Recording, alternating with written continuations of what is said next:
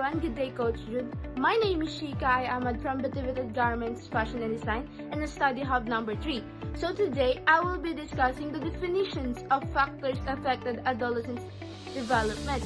So we have 6 kinds, which is the physical development, cognitive development, language development, social development, emotional development, and also the moral development. Good day, Coach Jude. Good day, everyone. My name is Farwana Julali from BTB Today, I will be discuss about physical changes adolescents go through. Hi everyone, my name is Chemati Magasa and I will be discussing about how parents and caring adults can support adolescent emotional development. Hi, my name is Sarah Jane Ting Sampalay. I'm from Bitibitan GFT. What is physical development? Physical development is a stage where teens experience rapid body growth and puberty, leading to physical maturity. Secondly, cognitive development is the brain develop advanced thinking skills, allowing teens to reason better and solve problems and also understand complex ideas. Thirdly, the language development is teens improve how they communicate, expanding vocabulary and using language in mature, logical, and expressive way. So, the fourth one, which is social development. Social development is adolescents learn how to interact with others, build relationships, and develop skills needed for adulthood social life. The fourth one, which is the emotional development, teens become more aware of their feelings and learn how to manage emotions as they face new challenges or changes.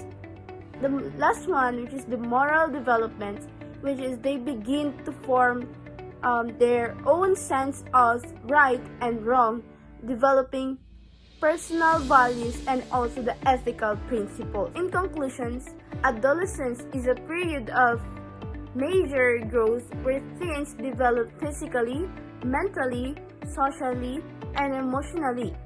These changes help shape their identity and prepare them for their responsibility for adulthood. Physical changes adolescents go through. During adolescence, the body goes through many important physical changes. These changes are a normal happen because the body is developing from childhood into adulthood, according to the Office of Population Affairs. The first is growth spurts. Adolescents suddenly grow taller and gain more weight. This is why teenagers often notice big change in their height and body size in just a short time. The second is the puberty. The body starts developing sexual characteristics for girls like breast development, wider hips, and the start of menstruation. For boys, like deeper voice, broader shoulder, and growth of facial hair, these changes prepare the body of adulthood. The third is the hormonal changes. Hormonal become more active during adolescence, causing mood swings, stronger emotions, and changes in energy level. This is why teens may feel happy one moment and irritated the next. The fourth is the brain development. The brain continues to grow, especially the prefrontal cortex, which is responsible for decision making and impulse control. Because it is still developing, teens may sometimes act quickly without thinking or find it hard to make long-term decisions. A. Provide a safe and supportive environment. Okay, adolescents feel more secure when they know they are accepted and understood at home or in their surroundings. A supportive environment means adults are patient, approachable, and willing to listen without judgment. When teens feel safe, They are more comfortable expressing themselves, taking healthy risks, and learning from their mistakes. B. Encourage open communication. Parents and caring adults can help by creating space where adolescents feel free to talk about their thoughts and experiences. This means listening attentively, avoiding criticism, and responding with empathy. Open communication helps teens develop trust and strengthens their emotional connections with adults. C. Help adolescents identify and label their emotions. Teens often struggle to understand what they're feeling. Adults can guide them by naming emotions like sadness, anger, frustration, or excitement. When adolescents learn to recognize their emotions, they gain better control over their actions and reactions. It also can helps them understand what they feel is normal. D. Teach coping skills. Caring adults can support emotional development by teaching healthy ways to manage stress and challenges. This includes deep breathing, journaling, positive self-talk, time management, or reaching out to someone they trust. Effective coping skills help adolescents handle pressures in schools, family, friendships, and daily life. Letter E. Promote self-esteem. Building a teen's confidence is important. During this stage, adults can do this by appreciating their efforts, encouraging their strengths, and allowing them to make decisions. When adolescents feel valued and capable, they develop a stronger sense of self-worth, leading to healthier emotional growth. The last one is letter F. Seek professional help when needed. Sometimes, adolescents experience emotional difficulties that require more support than families can provide. Parents and caring adults should recognize when teens show signs of anxiety, depression, or overwhelming stress. Seeking help from counselors, psychologists, or other professionals ensures that the adolescents receive appropriate guidance and care. Parents and caring adults can support moral development. We have 5 of demonstration how parents and caring adults can support moral development. Number 1, moral and ethical behavior.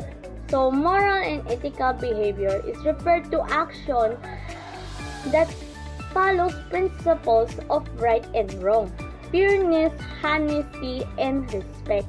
So, parents and adults support moral development when they model good behavior, like children learn by observing adults. So, when they see honesty, kindness, responsibility, and fairness at home or in school, that they imitate this action.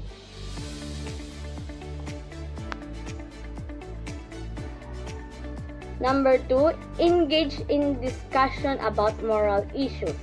So, discussing moral issue means talking about real-life situation involving choice between right and wrong. So, when parents and adults discuss topics like bullying, cheating, helping others, or being responsible, children learn to think critically about moral decisions. So, these conversations helps adolescents understand why certain actions are right or wrong and teach them to consider consequence, values, and the feeling of others. 3. Provide opportunities for community involvement. So, community involvement means participating in activities that help others or improve the community.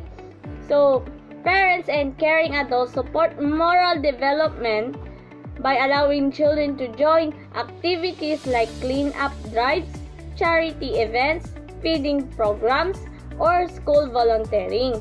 So this experience teach responsibility, cooperation, generosity, and a sense of belonging.